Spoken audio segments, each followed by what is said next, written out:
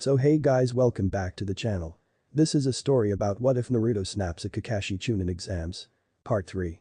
If you guys enjoy this what if and want to see part 4, comment down below. And let me know before I start. Please do support for more awesome content. And leave a like and don't forget to subscribe to my channel. And also share this video with your friends. And check out the description. And check out my playlist. So let's start the video.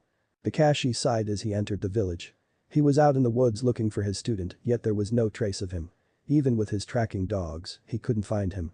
Looking up to the sky with his single tired eye, he cursed to himself. He couldn't help but blame himself for Naruto's current predicament. Since no one knew where Naruto was for the month before the third exam, many assumed that he was with Orochimaru. He didn't believe any of that for a second, but his opinion hardly mattered at the moment. There was no need to report to Danzo now, so he made his way towards Training Ground 7.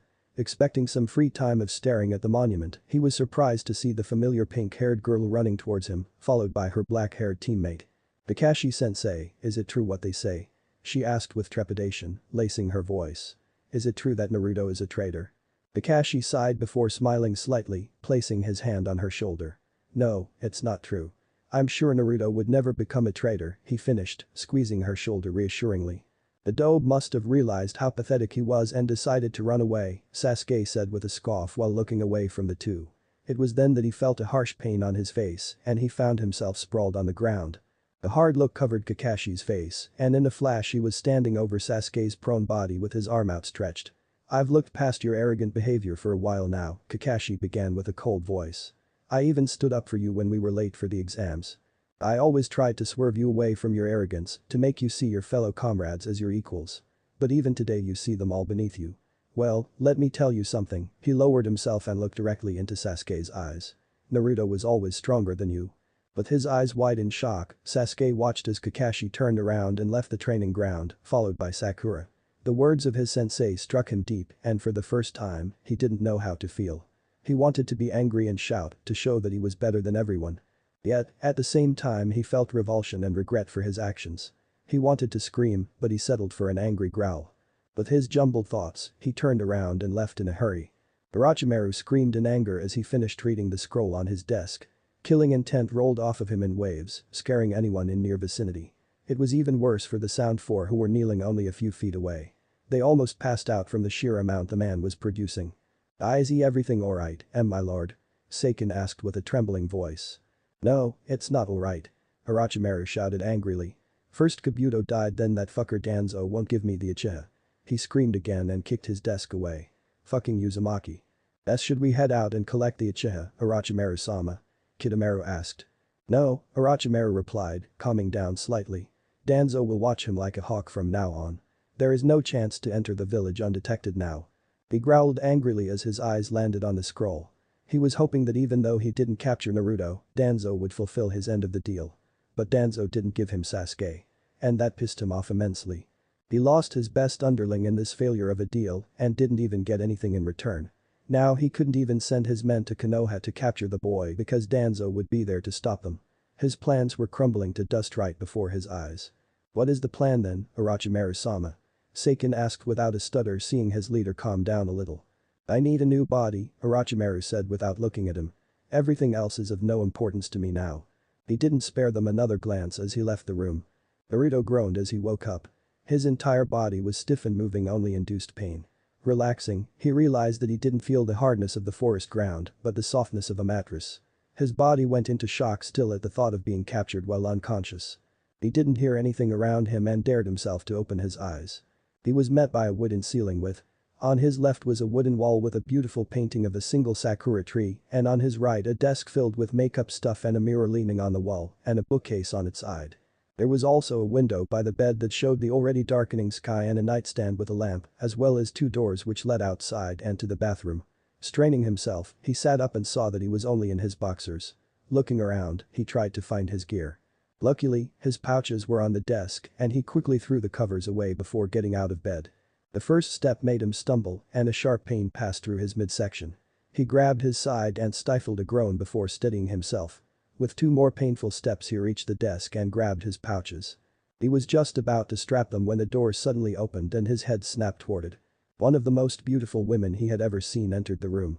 She was almost as tall as him, with long straight brown hair and shiny green eyes.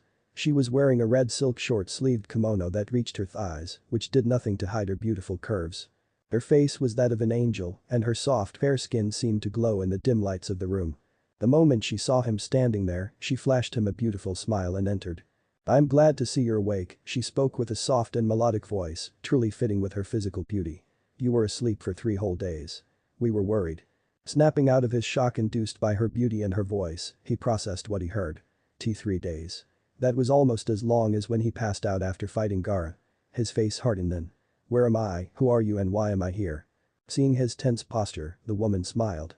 "You are in a hostess club in a small town of the land of hot water. My name is Izumi, and why you're here," she tapped her cheek with a cute smile. "We'll explain to someone else." Naruto didn't like the situation at all, but he only nodded as the beautiful Izumi left the room. She didn't attack him and he wasn't restrained, so he would give her the benefit of the doubt. He was still standing and he could feel the pain in his midsection subside. It wasn't long until the door opened again, but this time, it wasn't a beautiful woman who entered. It was a big man with shaggy, long white hair.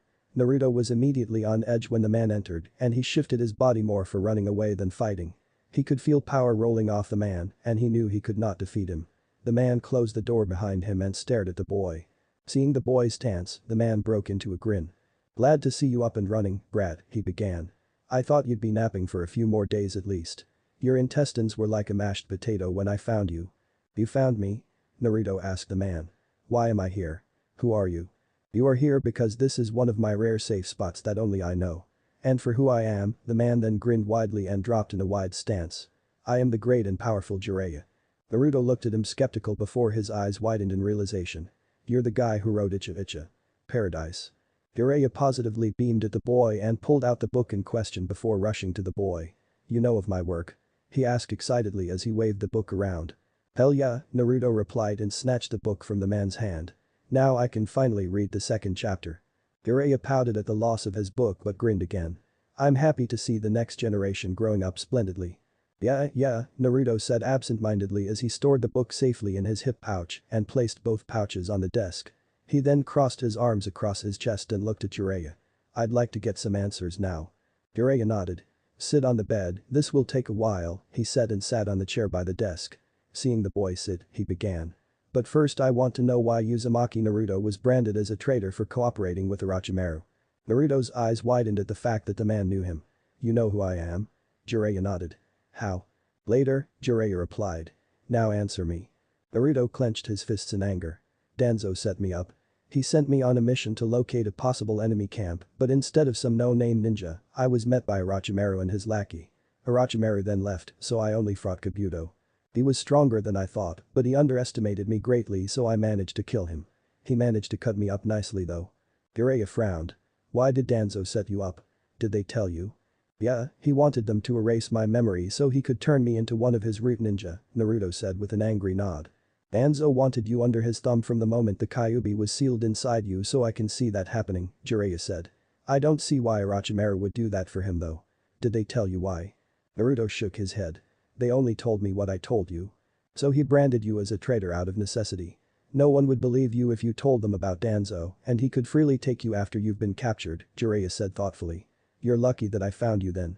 "Yeah, I guess I am," Naruto replied with a sigh. "So how do you know who I am?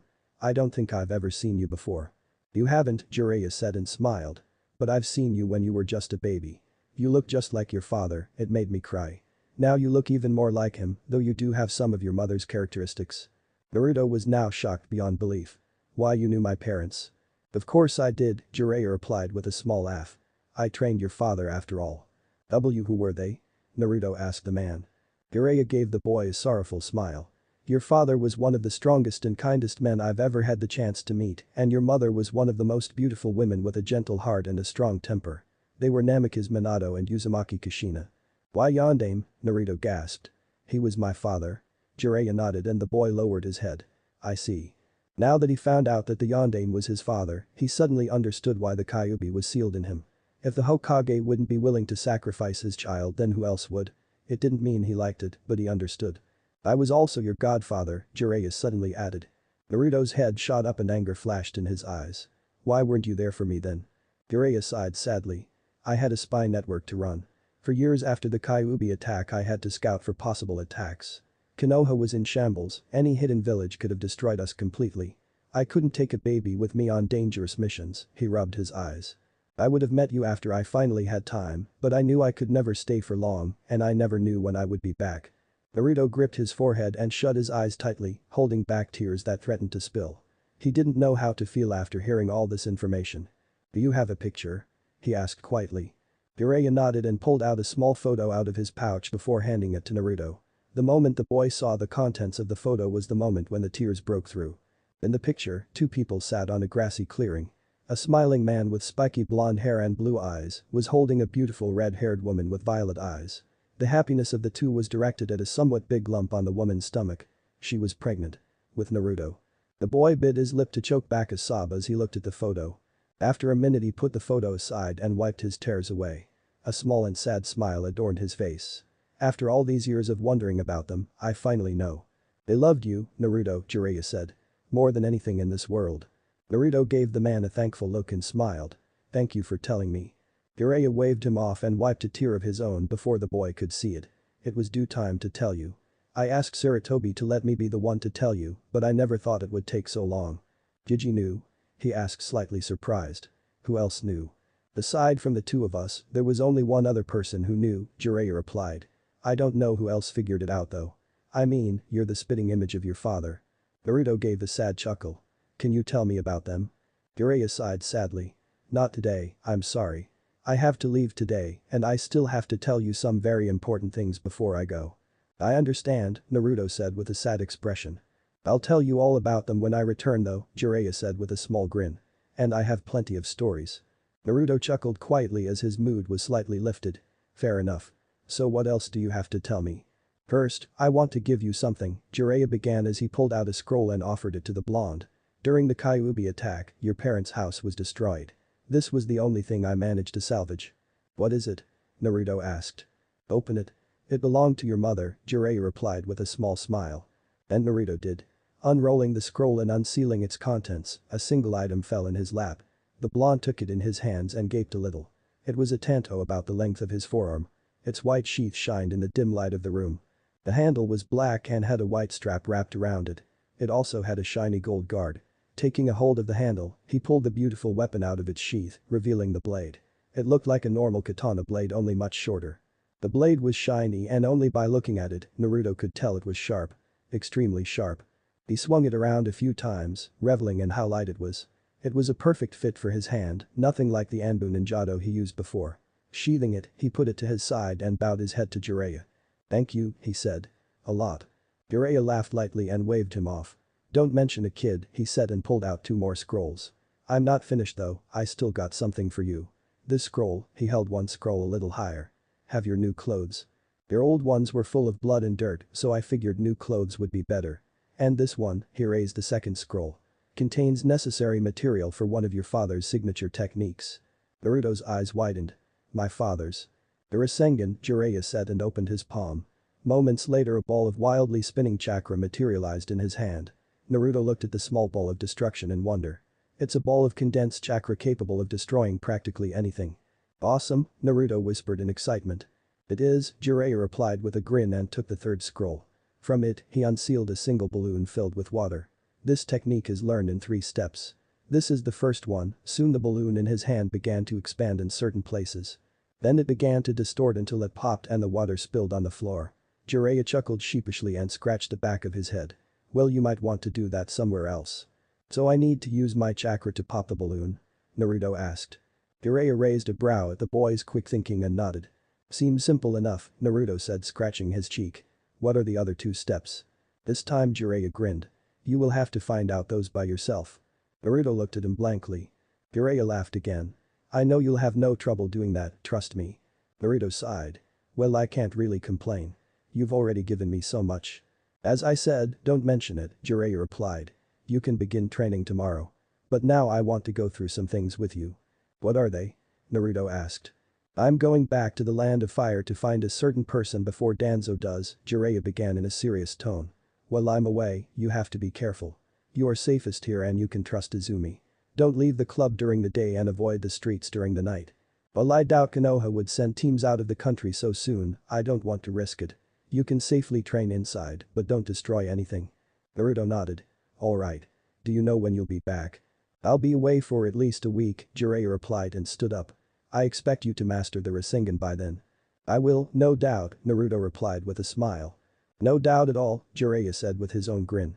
He turned towards the door and opened it, but before he left, he turned to the blonde one more time. Oh, and no shadow clones. Naruto's smile became strained. As the man left, Naruto released a long sigh. He was still processing all the information he heard tonight. He was tired and sore and he really wanted to sleep now. He stood up and safely stored the photo of his parents in his pouch and placed his tanto by it. Then he lifted the covers of the bed and slipped inside, his eyes closing already. He was interrupted by the door, however, and he sat up ready to kick Jiraiya out, only to lock eyes with the beautiful Izumi. Ah, Izumi-san, Naruto said with a small blush. What do you need? The young woman smiled at him as she replied. Seeing that Jiraiya-sama left, I was about to turn in for the night and she closed the door behind her. Here. Well, it is my room, Naruto-kun, she replied with a cute chuckle. Naruto blushed slightly and began to raise the covers to get out of the bed. Then I'll sleep outside. Nonsense, the bed is big enough for both of us, she said with a smile as she sat on the bed. Besides, I was by your side for the past 2 nights already so it shouldn't be a problem. Naruto's blush intensified. He wordlessly moved all the way to the end of the bed, taking as little space as he could. He could hear her chuckle again as she laid in the bed. Good night, Naruto-kun, she said as she turned off the lamp. Good night, Izumi-san. It was going to be a long night. When Naruto woke up the next morning, he was utterly shocked and surprised to find out that he was not alone in the bed. His mind took a moment to process what happened last night and he sighed in relief that he was not in enemy territory. However, as he looked down at his sleeping companion, he suddenly felt extremely embarrassed for she was very close to him. Her right hand rested on his chest while her body rested against his side. Her head was on his shoulder and he could see every inch of her beautiful, sleeping face. Another shock was that, at some point during the night, he sneaked his right arm around her frame and pulled her closer to him. He was now effectively trapped and the only way to get out of bed was to wake her up. But she did not want to do. That was when her green eyes opened and locked with his blue ones. A smile instantly appeared on her face. Good morning, Naruto-kun, she said tiredly and yawned cutely. Morning, Izumi-san, he replied with a higher voice than intended and a small blush crept on his cheeks. As she stopped yawning, she noticed the position of her body and playfully smirked. My, Naruto-kun. I didn't think you were so bold. We only met yesterday. Naruto's eyes widened and his blush intensified. I'm sorry, I always sleep alone so. He sputtered in embarrassment. The beauty chuckled as she gently patted his chest in reassurance. It's alright, Naruto-kun, she said and began to sit up. You will have to forgive me, but I have to prepare for the day. And with that, she let the top of her kimono slip off her shoulders. Naruto tried not to, but his eyes succumbed to the soft skin of her shoulders and he spent the next few moments just watching her. It didn't take long for him to snap out of his daze, Izumi's cute chuckle helped and jump out of the bed, grabbing his pouches, scrolls and tanto before rushing to the door. I'm gonna go train, he said looking back at her before leaving the room.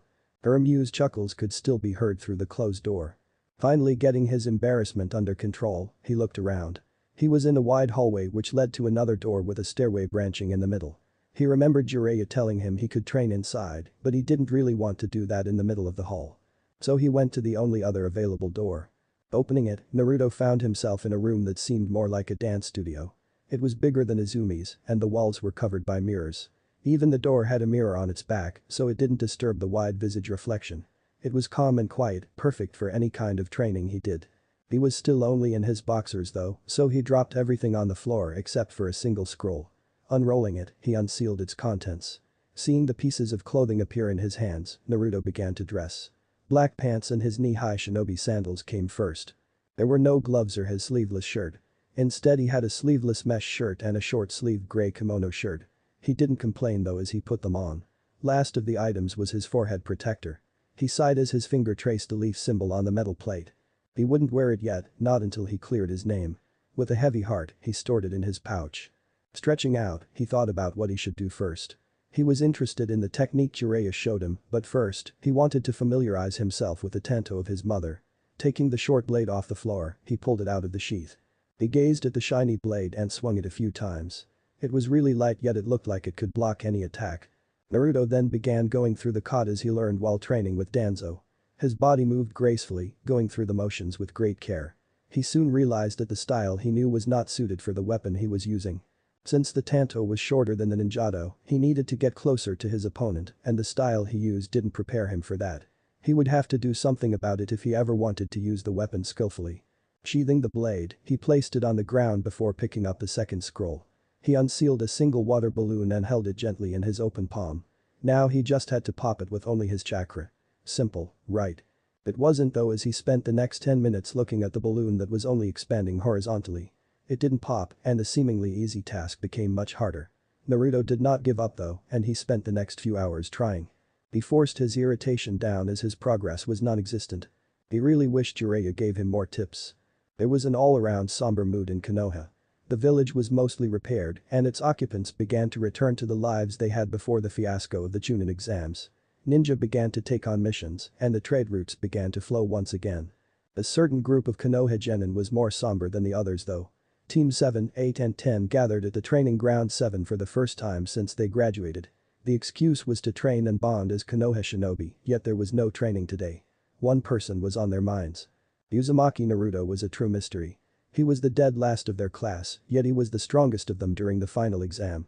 And now he was branded as a traitor of Konoha and teams actively hunted him across the land. They didn't know what they should believe.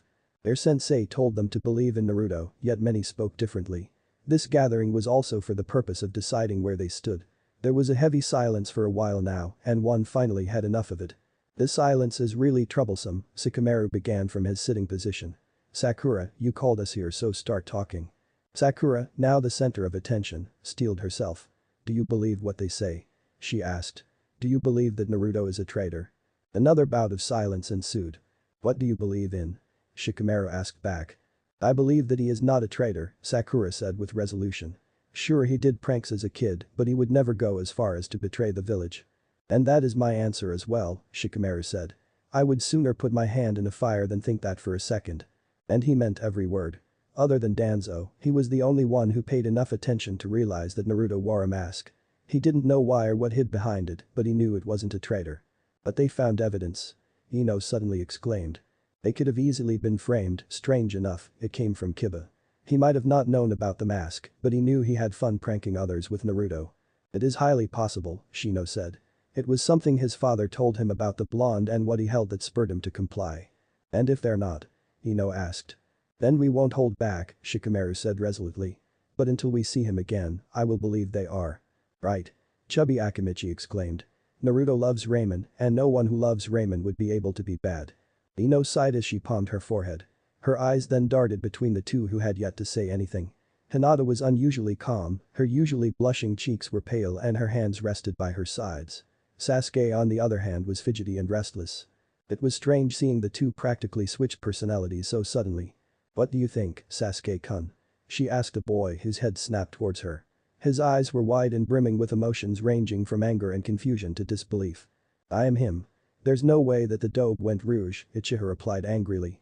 If she listened, Hinata would add a nod of her own, but she was in her own world now. Ino felt a bit embarrassed that she was the only one who doubted Naruto, but she quickly regained her composure. So what do we do now? We wait, Shikamaru simply said. We do missions and wait. When the time comes, we will see him again and find out the truth. The mood significantly lightened after their conversation and soon they began the intended light training. Their thoughts were still on the blonde boy though. Naruto sneezed as he lay in bed with Izumi lying next to him. After their first morning of waking up together, Izumi had no qualms of resting her head on his shoulder when they went to bed. Naruto also relented after 2 nights and with a much smaller blush, put his arm around her. After all, it was really comfortable. Someone must be talking about you, Naruto-kun, she said with a light giggle. Naruto didn't reply as he glared at the single water balloon that rested on the desk. He was not making any progress at all and his patience was wearing thin. Izumi noticed how tense he was and gently rubbed her hand on his bare chest. Naruto-kun, she said gently, making him break his glare and look at her. You have been training almost all day every day with barely any rest. You really need to relax a little. Naruto released a sigh. I can't. If I don't train, I think I'm going to lose it. And yet you're losing it either way, Izumi replied flatly. Naruto scoffed softly. Yeah, you're right, he sighed again. But all these thoughts just won't leave my head. Then let me help you banish those thoughts, Naruto-kun, she said in a tone Naruto didn't recognize. It was soft yet heavy, and it carried some hidden meaning. What do you mean? He asked unsure. Her only answer was to move up and kiss his lips. It was a soft kiss yet it shocked Naruto to the core. Her soft lips brushed gently against his, sending shivers through his body. She parted her lips slightly, placing kisses across his, as her hand moved lower to rub his stomach. All the while Naruto was frozen in shock. After a while she moved back slightly to look into his eyes. What's wrong? She asked, seeing his expression. Did you not like it? No not at all, the blonde replied as his face heated up. It's just that I've never done this before. She finished for him and he nodded. She smiled. Would you trust me? He nodded. Then just let go. And then she captured his lips again, with a little more force this time. Her tongue began to lick his lips, asking for entrance, and the blonde couldn't help but open them. Izumi wasted no time and pushed her tongue inside his mouth, looking for his own. Their tongues danced around, one skillfully while the other inexperienced. She pulled back slightly to nibble at his lower lip, drawing a gasp from the blonde. While they kissed, her hand on his stomach moved lower and into his boxers, enveloping his slowly hardening penis in her soft hand. She gently stroked it as blood flowed through it, making it harder with each passing second. Soon enough, his dick was fully hard, visibly poking out of his boxers. She didn't stop stroking him as his groans became louder, and soon she could feel the hard dick throb painfully. Naruto was surprised and annoyed that her gentle hand stopped stroking him suddenly and her warm lips separated from his. Looking at her, she only smiled teasingly and moved back to straddle his legs. Wasting no time, she hooked her fingers at the hem of his boxers and pulled them off, revealing his hard and stiff member to the world. It twitched at the feel of cold air brushing against it. Izumi saw how tortured it looked and swiftly moved lower to envelop the head with her lips. Naruto moaned as he felt her hot breath and her tongue caressing the head. Her hands were not idle and she stroked him, bringing him closer to the edge. Moving her hand lower, she wrapped only her thumb and index finger around the base and squeezed lightly as her head lowered. Naruto moaned again as more and more of his dick disappeared in her warm and wet mouth.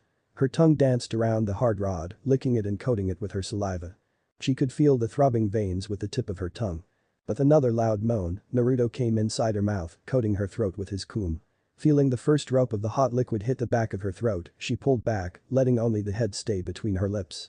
Her mouth filled with his cum, her cheeks puffing from the amount of thick semen.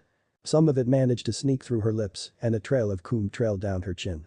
As he stopped cumming, Izumi allowed the head of his dick to fall out of her mouth. She then leaned her head back and swallowed until her mouth was free of sticky, white cum. She looked at him as she breathed harder, trying to catch her breath. She slowly scooped up the cum off her chin with her finger and licked it clean. The sight of that was enough to make Naruto hard again. She smiled at him and undid her kimono, letting his eyes roam her now naked body. Izumi was gorgeous with fair skin, slender waist and large breasts, and Naruto thought his dick would explode again from simply watching her. Izumi saw the lust and desire in his eyes and leaned down to kiss him again, this time more passionately and hungrily. Meanwhile, her hips positioned above his raging hard-on and the tip of his dick poked her wet opening. She began to lower her hips, letting more and more of his dick to disappear inside her. They moaned in unison as Naruto sheathed himself fully inside her. Izumi took a moment to adjust before she began to ride him. Moans of pleasure filled the room as she increased her pace. Her hands gripped his chest while he rested on her ass, squeezing it. He tried to match her pace with his own rising hips, but he failed. Not that it bothered her at all. Izumi then began to clench his dick tighter, which made the blonde groan in pleasure, and his dick throbbed painfully. Her lips smashed against his as she felt herself getting closer to her climax. Naruto could also feel it as her walls clenched his member in a vice grip. Her nails dug in his skin as she screamed her climax in his mouth. Naruto was not far away as his hand squeezed her as hard and he began to empty himself inside her, groaning all the way. It took a while before the two came down their high and Izumi slumped on his chest, his dick slipping out of her. They both panted heavily, their sweat mixing on their bodies. "Hey, are you relaxed now?" Izumi asked a boy beneath her with a panting giggle. Naruto could only nod. "Why yeah," he gasped out. Izumi giggled again and pulled the covers over them.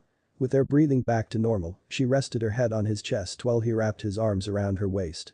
Their eyes began to close from exhaustion and the two could only wish each other goodnight with tired voices before they fell asleep. Before his eyes fully closed, Naruto thought training would be much easier. Thanks for listening. I hope you enjoy it. If you want the next part of this video, turn on that bell notification. Like, subscribe and comment down below. And also check out the others videos I have created and enjoyed it. See you guys next video.